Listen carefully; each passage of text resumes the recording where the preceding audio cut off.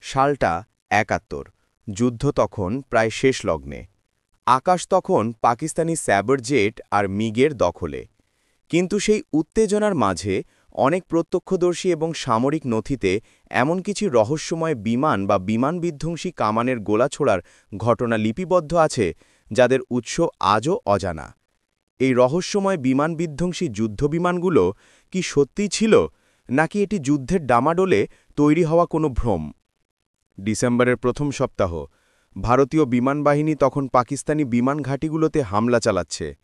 কিন্তু যখন ভারতীয় বিমানগুলো আক্রমণ করতে যাচ্ছিল, তখন প্রায়ই তারা এমন শক্তিশালী বিমান-বিধ্বংসী কামানের তোপের মুখে পড়ত যা পাকিস্তানের সীমিত সামরিক শক্তির সঙ্গে মেলে না।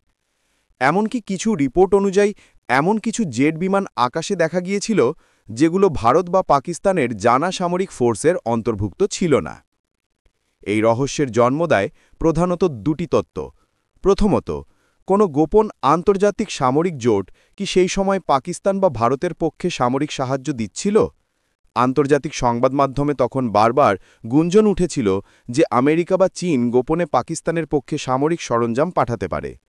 এই অজানা যুদ্ধবিমানগুলো কি সেই সব গোপন সামরিক সহায়তার অংশ ছিল, যা দ্রুত এবং গোপনে পরিচালিত হয়েছিল?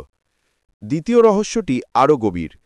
যুদ্ধ শেষ হওয়ার পরও বিভিন্ন যুদ্ধক্ষেত্রে এমন বিমান-বিধ্বংসী কামানের গোলার ধ্বংসাবশেষ পাওয়া গিয়েছিল যা তৎকালীন পাকিস্তানের ব্যবহৃত কামানের গোলার সঙ্গে মেলেনি। স্থানীয় মুক্তিযোদ্ধা এবং প্রত্যক্ষদর্শীরা বর্ণনা করেছেন, তারা রাতের বেলা আকাশে তীব্র আলোর ঝলকানি এবং অস্বাভাবিক তীব্র শব্দ শুনেছেন। এই কামানগুলো কি তবে ভারত মিত্র সোভিয়েত ইউনিয়ন বা অন্য কোনো দেশের বিশেষ গোপন সামরিক সরবরাহ ছিল, যা ভারত সরকার সরাসরি স্বীকার করতে চায়নি? এই রহস্যময় বিমানগুলো সাধারণত রাতে বা খারাপ আবহাওয়ার সুযোগ নিত। তারা খুব কম সময়ের জন্য আকাশে আসত, দ্রুত তাদের কাজ সেরে আবার অদৃশ্য হয়ে যেত।